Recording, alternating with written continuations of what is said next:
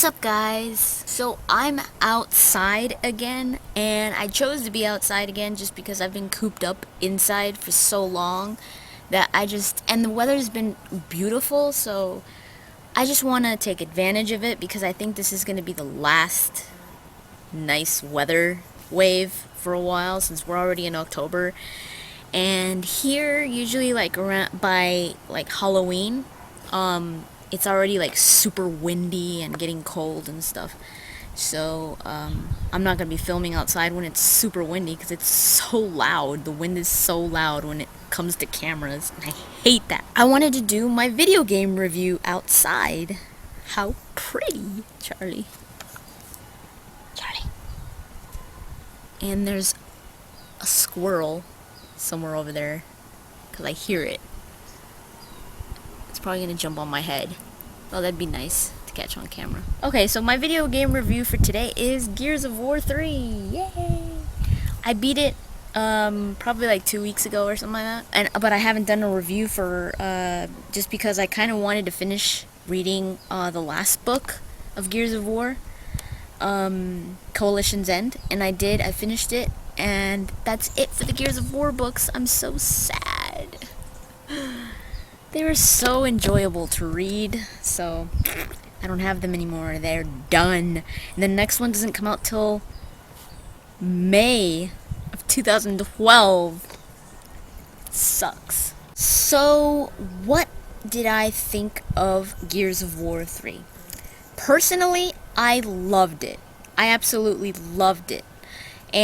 But I've actually heard mixed reviews, which kind of surprised me after I beat it, because I was like super happy with it, and I started to hear people saying that they hated it and like saying it was bad and it was horrible, and I was just like, are you guys serious?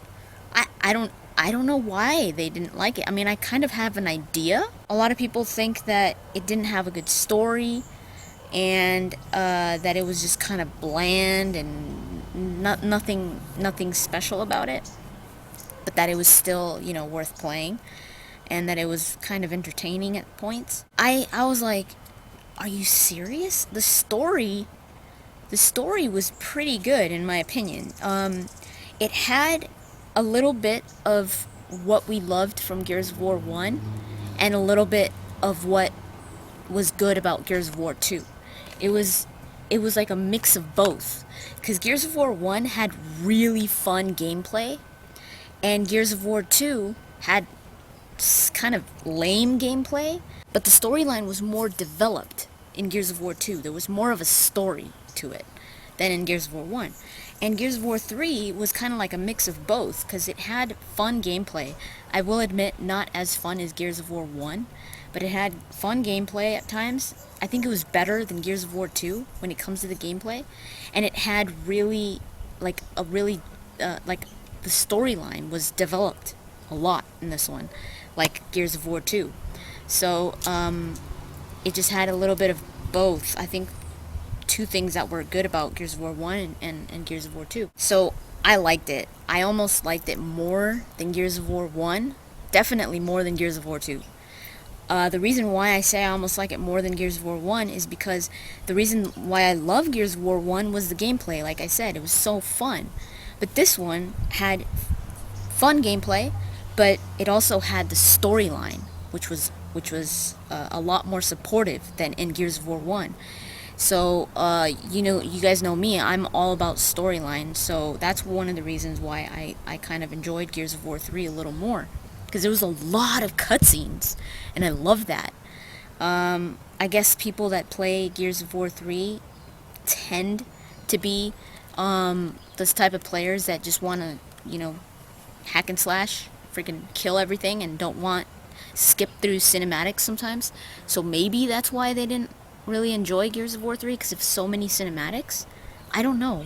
But I loved the cinematics. I loved how it really tied into the books. That was probably another thing that some people may have not liked, because it ties so much to the books, especially because the lead writer for The lead writer for Gears of War 3 is Karen Traviss, the author of the Gears of War books. she didn't write Gears of War 1 or 2.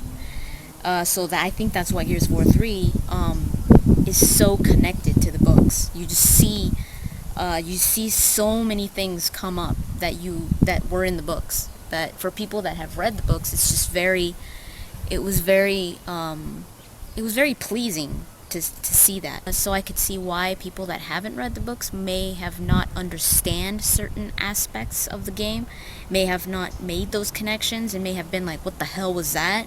Or where the hell did that come from, type of thing. I personally enjoyed it very much. It was very emotional. I mean, it all came to an end. This is the last Gears of War, or at least this storyline, the Marcus storyline. I don't know if they're gonna do anything else after this. Hopefully they do. But yeah, it was just kind of bittersweet because it came to an end, and there were a lot of points in the game where you were just like, it was very heart-wrenching, and especially because you've been along the ride for so many years. Another thing that was really cool about Gears of War 3 was they improved the graphics like a lot, especially when it comes to the facial expressions and the way that the characters look. They kept the look of the character, but they just improved the detail, and I thought it was very cool to see that difference in the characters. Especially Baird. I loved how they made Baird look. Baird look like 100% different from Gears of War 1 and Gears of War 2. Baird looked weird. He kind of looked like, I don't know, he just looked too mean and like scruffy looking, and that is how Baird is. But after the books, after Coalition's End, after the last book, Baird actually starts to change. He actually starts to care more about people, and he's not so cold. So you could kind of see that in Gears of War 3, that he's starting to care about people, and I guess you could see that also in the way that he looks, in the details in his face and all that. He doesn't look as scruffy and as mad all the time. So I really enjoyed that about that. So Baird was one of my favorite improvements. It was really cool to see the new characters that were introduced in Gears of War 3 that come from the books. Bernie was one of my favorites, although she wasn't really in the game. She was in the game for just a very small piece. I wish she was in it for longer. Because Bernie's one of my favorite characters. Sam, she was in it. Jace was finally in it.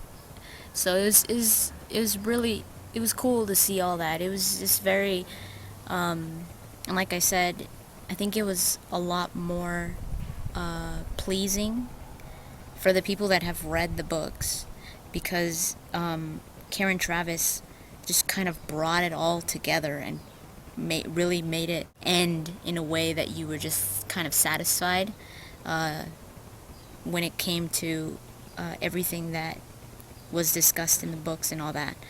And that's one thing that a lot of people don't like, and I can agree with it, that Gears of War is supported so much by outside sources, by comics, by books, and all that, that people that play the game don't really get the full experience, and may feel kind of empty almost when they're experiencing the storyline, because they're like, what the hell was that about? And it's because they're not reading the books. But I mean, a lot of people say, why do I have to read the book to get the full experience of the Gears of War? And I could agree, but it's also because the main reason is because this is a shooter. It's not, say, an RPG. If this was an RPG, the books would just be like an add-on to it. It wouldn't be such support to the game. Because if it was an RPG, it would be a lot longer, way longer of a game, because it's a pretty short game, all three of them. It would be very long, and it would have a lot of storyline to it. Just because it wouldn't be focused so much on the shooting, on the killing and all that. It would be more focused in the storyline and the characters. But Gears of War has something that I mean, developers had to choose RPG or shooter, and they went with shooter. So, but they had this great idea of a story. They had a, I mean, the Gears of War universe and the storyline is huge. For the size of the games, the games are very short. It's a huge universe and story. There's so much to Gears of War that is never even discussed in the games. So, because they chose it to be a shooter, they focused more on the action, and but they still wanted to tell that story that they just couldn't tell it in the games because it just wouldn't fit. So they made the books and they made the comics because they just didn't want all of that canon, all of that story to go to waste. I mean, and it's a good thing that they did write the books. For those people that don't want to read the books, then don't read them.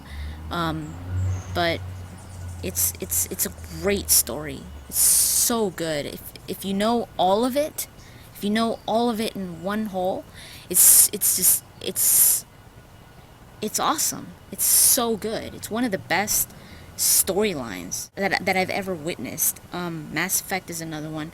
Dragon Age is another one. And Gears of War is definitely one. But yeah, that's one of the reasons why I think a lot of people kind of get mad about that. I mean, they had to go with one or the other, and they went with shooters, so they couldn't really tell the story in the games because it would just make it something different. It wouldn't be a shooter. What I do want to do is I want to make another video where I point out the links from Gears of War 3 to the books, just to make some things a little more understandable, like to clear things up for those of you that have played the games but haven't read the books and were like, in parts were like, what the hell was that about?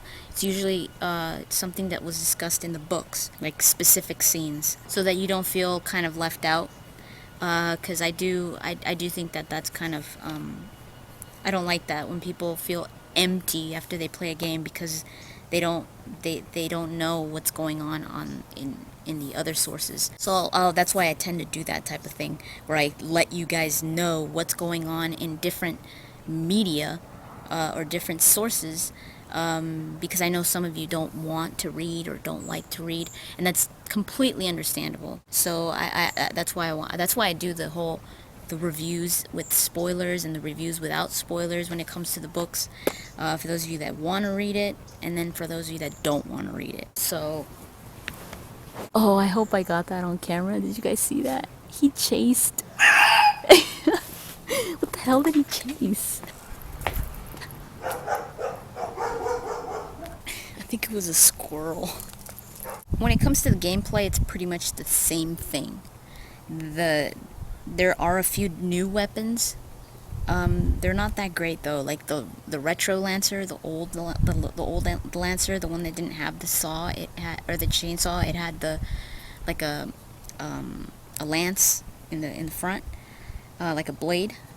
That one sucked. I seriously did not like that one. There was the sawed-off shotgun. I didn't like that one either. I'm not a big shotgun person. Now, the ending, a lot of people don't really understand the ending. They don't get the significance of it.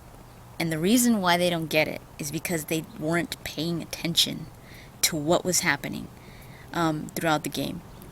A lot of people say it was melodramatic, or it was just so lame. It should have been like more like stronger, like it should have been bigger, more explosive.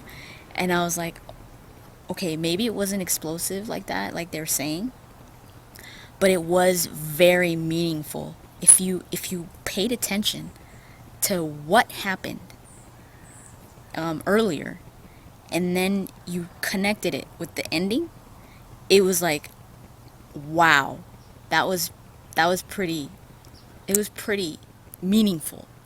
So I think it was a great ending. At first I thought the same thing. I was like, yeah, it kind of was melodramatic. It was kind of like, are you serious? But then when I thought about it, I was like, oh my god, wait. And I put two and two together, and I was like, that was actually kind of clever in a way, the way that they ended it. Because I think a lot of people missed the significance of the ending. I don't want to go into it. I'll probably go into it in another video where with spoilers. But if you have played it, go back and watch the ending again, the very end. If you didn't get the significance of it, just watch it again and try to remember why that part is significant. And by part, I mean, you know, the part that a lot of people think is melodramatic. I will make another one of these with spoilers because there are a lot of things that I want to talk about. But that will probably be the video where I talk about the links between the books and the game. I do recommend it. As much as some people didn't like it, I haven't heard anybody say it's not worth playing because it's the last one, and also because a lot of people want to play the campaign before they play the multiplayer, and I've heard the multiplayer is super awesome. I haven't tried it enough for me to actually judge it, but I believe that it is pretty good. And I do recommend you play Gears of War 1 and 2 before you play this one. At least, just play Gears of War 2. Because there is a lot of stuff going on in Gears of War 2, especially when it comes to story. Even though it was the least enjoyable to play, there are a lot of plot points in Gears of War 2, more than in Gears of War 1. So I would, if you're not going to play both, if you're not going to play Gears of War 1 or 2, but you want to play Gears of War 3, at least get informed what happened in Gears of War 1 and 2. Because you're probably going to be very, very lost when you're playing Gears of War 3. I have videos where I talk about Gears of War 1 and 2. I go into the storyline, so if you want to watch those, I'll put an annotation that it will probably be enough to watch and then play Gears of War 3. You should probably understand what's going on. So I'm not done with Gears of War yet. I still have to do a non-spoiler review for Anvil Gate, which is the third book, and a storyline for Anvil Gate, which is going to be with spoilers. Also, I have to do a non-spoiler review of Coalition's End, which is the fourth book, and another video with spoilers where I go into the storyline of Coalition's End, for those of you that don't want to read it, and the video that I was talking about where I connect plot points from the books to Gears of War 3. That will have spoilers though. So yeah, that's basically what I'm doing for Gears of War in the future, in the near future. Try to keep the comments spoiler free though, please. If you don't, I'm gonna delete your message, I'm telling you right now.